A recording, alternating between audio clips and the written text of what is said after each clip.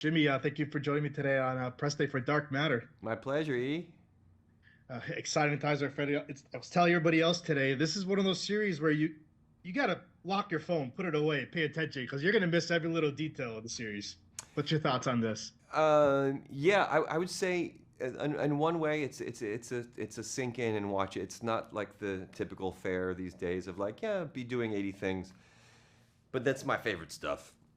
And also, even though it's talking about some themes and some like physical, like quantum physical realities that maybe not everybody's super up to, it Blake Crouch does such a gorgeous job of articulating it in such a human, relatable way.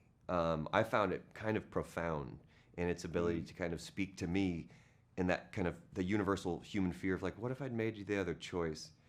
I found it really satisfying to that daydream or wondering. Yeah, I can see that. Yeah. What attracted you to the role of Ryan, especially like in the terms of like his friendship and partnership with Jason, played by Joel? I think I was attracted to Ryan because I'm a middle-aged man. I've had a lot of friendships, and I've seen friendships change, Mm, and the people in them change. And I've always kind of wondered, like, I wonder why they went that way, or I wonder why they went this way. And Ryan and Blake basically explained how Ryan is the same soul. Through his writing, he showed me Ryan is always kind of gently looking out for Jason, right. no matter what situation he's in. And in the first situation, he's kind of got a lot of agency, so he's like, hey, I can help you in this way. Come join me.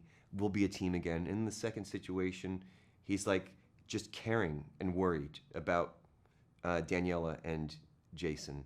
And then in the third situation, he doesn't even know Jason, but he has an affinity for him.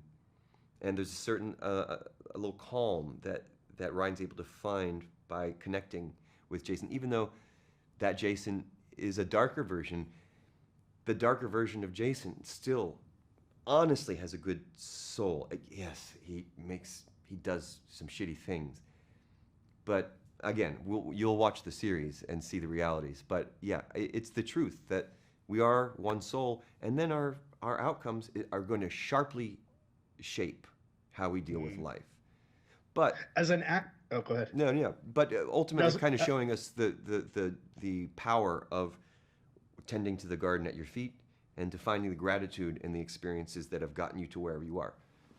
I was gonna say, as an actor, also like you're playing like almost three. I don't want to give out spoilers. Like so many versions of like Ryan. Like, was there a specific one that you enjoyed more out of the others?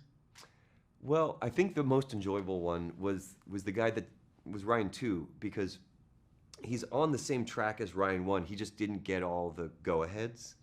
And Right. so he's carried a little bitterness with him.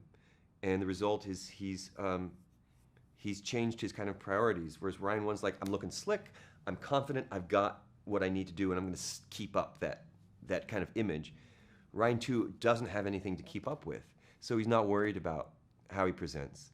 And there's a certain honesty and simplicity to that reality. That was really, really fun to play. And also, I love practical effects, and they were all about making these physical changes as realistic as possible, as opposed to adding CGI stuff afterward. Yeah, definitely, definitely. Jimmy, I want to thank you for giving me a few minutes today on Press Day. This was great, and like I said, people are gonna love this series. I believe so. I loved it. I love it. I love it. It's so great. And my mother, who's 79 and is not a voracious reader, was like, this is great. And Amazing, so I was just, yeah, I was blown away at the universality of this story. amazing. Jimmy, I want to thank you. This was great. Thank you, man. Talk Thank soon, you. Have a great Elias. day. All right. Bye.